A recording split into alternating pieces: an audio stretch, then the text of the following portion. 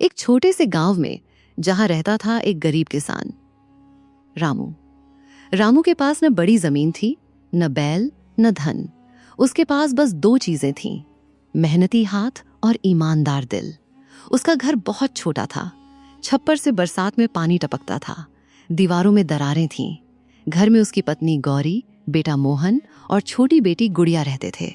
हर सुबह से रामू कंधे पर हल्का टूटा सा फाल रखता और खेत की ओर निकल जाता। गौरी, बस मुट्ठी भर आटा बचा है, बच्चों के लिए आज क्या बनाऊं? रामू थके हुए स्वर में, जो हो सके बना दो गौरी। मैं आज चौधरी के खेत में भी मजदूरी कर लूंगा, शायद शाम तक कुछ अनाज मिल जाए। मोहन, बाबा, क्या इस बार हम मेले में जाएंगे? रामू हल्की मुस्कान के साथ, अगर भगवान ने चाहा बेटा तो जरूर जाएंगे। गुड़िया, बाबा, मेरे लिए लाल रिबन लाओगे?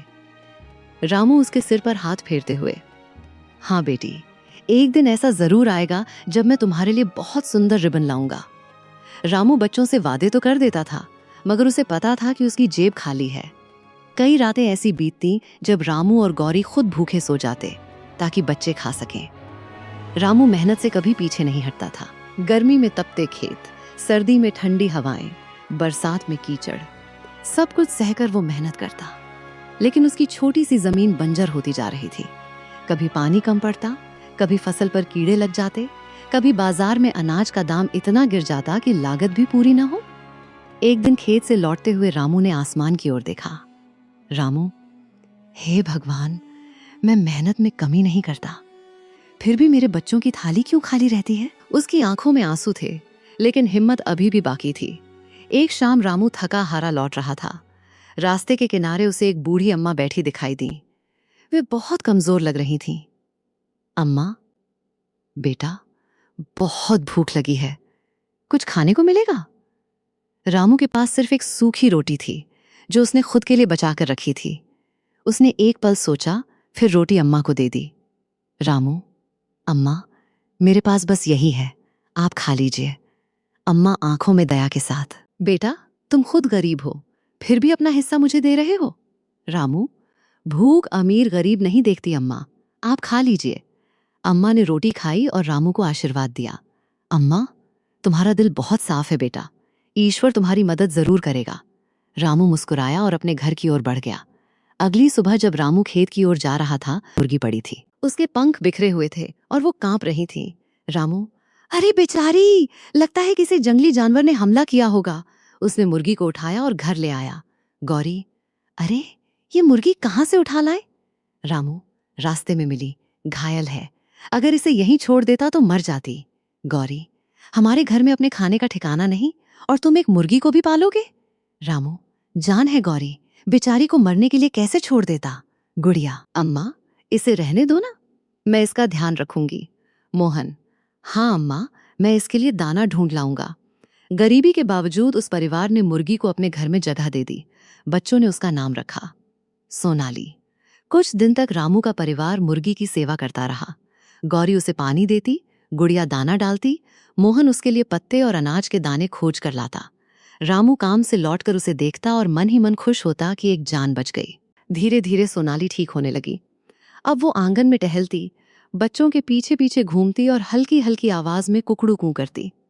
गुड़िया, बाबा देखो, सोनाली अब ठीक हो गई। रामू, हाँ बेटी, अब तो ये परिवार की सदस्य बन गई है। एक सुबह सूरज उगने ही वाला था। रामू रोज की तरह जल्दी उठा। जैसे ही वो आंगन में गया, उसकी नजर मुर्गी के पास रखी एक चमकती चीज पर पड़ी। रामू, ये क्या है? उसने झुक कर देखा। वो एक अंडा था, लेकिन साधारण अंडा नहीं, वो चमक रहा था। रामू, गौरी, जरा बाहर आओ। गौरी दौड़ती हुई आई। गौरी, क्या हुआ? रामू, देखो, ये अंडा कैसा है? गौरी ने अंडा हाथ में लिया, फिर घबरा कर बोली, गौरी, अरे ये तो सोने जैसा लग रहा है। मोहन, सच में? गुड़िया, क्या हमारी सोनाली ने ये दिया? सब हैरान थे। रामू उस अंडे को लेकर गांव के सुनार के पास गया। सुनार, अरे रामू, ये कहां से लाया? रामू, बस घर में मिला। सुनार, ये तो असली सोना है, बहुत कीमती है। रामू की आंखें फटी की फटी रह गईं। उसे पहली बार यकीन हुआ कि उसकी किस्मत सचमुच बदल सकती है। रामू ने वो सोने का अंडा बेच दिया। उससे उसे इतने पैसे मिले कि उसने कई दिनों बाद घर के लिए भरपेट राशन खरीदा। उस दिन उसके घर चूल्हे पर गरम रोटियां बनी, दाल बनी, बच्चों के लिए गुड़ आया। गौरी, आज बरसों बाद ऐसा लग रहा है जैसे घर में खुशहाली आई हो। रामू, हाँ गौरी, शायद भगवान ने हमारी सुन ली। अगले दिन फिर सोनाली ने एक सोने का अंडा दिया, फिर उसके अगले दिन भी, और फिर अगले दिन भी। अब रामू की जिंदगी धीरे धीरे बदलने लगी। उसने घर की छत ठीक करवाई, बच्चों के लिए नए कपड़े खरीदे, मोहन के लिए किताबें लाई गईं, गुड़िया के लिए लाल रिबन भी आया। गौरी के चेहरे पर सालों बाद सुकून दिखाई देने लगा। गांव वाला एक, सुना है रामू के घर रोज सोने का अंडा आता है। गांव वाला दो, कहते हैं उसकी मुर्गी बड़ी अनोखी है। गांव वाली, भगवान जब देता है तो छप्पर फाड़ के देता है। रामू विनम्र था, उसने कभी किसी से घमंड नहीं किया, लेकिन धीरे धीरे उसके मन में एक नया बीज जन्म लेने लगा, लालच का बीज। एक रात रामू छत की ओर देखते हुए सोच रहा था।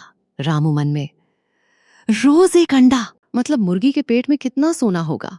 अगर मैं एक एक अंडे का इंतजार करने के बजाय सारा सोना एक साथ निकाल लूं तो मैं बहुत अमीर बन जाऊंगा।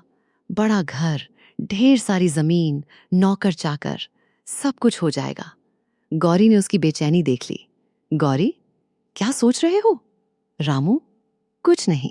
गौरी, नहीं, तुम कई दिनों से बदले बदले लग रहे हो, साफ बताओ।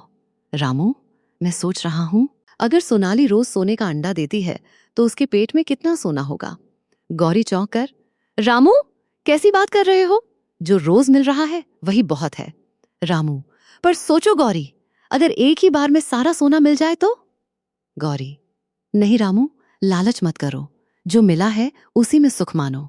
गौरी की बात सही थी, लेकिन जब मन पर लालच छा जाता है तब समझदारी की आवाज बहुत धीमी पड़ जाती है। अगली सुबह गुड़िया सोनाली को दाना खिला रही थी। गुड़िया, मेरी प्यारी सोनाली, तुम कितनी अच्छी हो, तुमने हमारे घर में खुशियां ला दी। मोहन, बाबा, अब मैं पढ़ लिख कर बड़ा आदमी बनूंगा। रामू बच्चों को देखते हुए, हाँ बेटा, बहुत बड़ा। लेकिन उसी क्षण भी रामू के मन में धन का सपना और बड़ा होता जा रहा था। उस रात रामू ने ठान लिया। रामू मन में, अब और इंतजार नहीं, कल सुबह मैं मुर्गी को काटकर सारा सोना निकाल लूंगा। उसके हाथ कांप रहे थे, लेकिन लालच उसके दिल पर हावी था। सुबह सुबह जब सब सो रहे थे, रामू चुपचाप उठा, आंगन में गया। सोनाली उसे पहचानकर उसके पास आई। जिस मुर्गी ने उसके घर में उजाला किया था, वही मासूम विश्वास के साथ उसके पैरों के पास खड़ी थी। रामू ने एक पल के लिए आंखें बंद की। उसे गौरी की बात याद आई, गुड़िया की हंसी याद आई, मोहन की उम्मीदें याद आईं। लेकिन अगले ही पल लालच ने दया को हरा दिया। उसने मुर्गी को मार दिया। रामू ने जल्दी जल्दी मुर्गी का पेट देखा, फिर उसका चेहरा पीला पड़ गया। अंदर कुछ भी नहीं था, न सोना, न खजाना, न कोई चमत्कार। वो बिल्कुल साधारण मुर्गी थी। रामू, नहीं, ये कैसे हो सकता है? नहीं। गौरी दौड़ती हुई आई। गौरी, रामू, ये तुमने क्या कर दिया? रामू कांपते हुए, मुझे लगा इसके पेट में बहुत सारा सोना होगा। गौरी, मैंने तुम्हें रोका था। जो रोज मिल रहा था तुम उसी से संतुष्ट रहते तो हमारा घर हमेशा चलता रहता। गुड़िया रोते हुए, मेरी सोनाली। मोहन, बाबा, आपने ऐसा क्यों किया? रामू के पास कोई जवाब नहीं था। उसके हाथ खाली थे, आंगन सूना था, और उसका दिल पछतावे से भर चुका था। अब न रोज सोने का अंडा मिलता था, न पहले जैसी उम्मीद बची थी। घर का खर्च फिर मुश्किल होने लगा। रामू ने जो पाया था उसे अपने ही हाथों खो दिया। गांव वाले बातें करने लगे।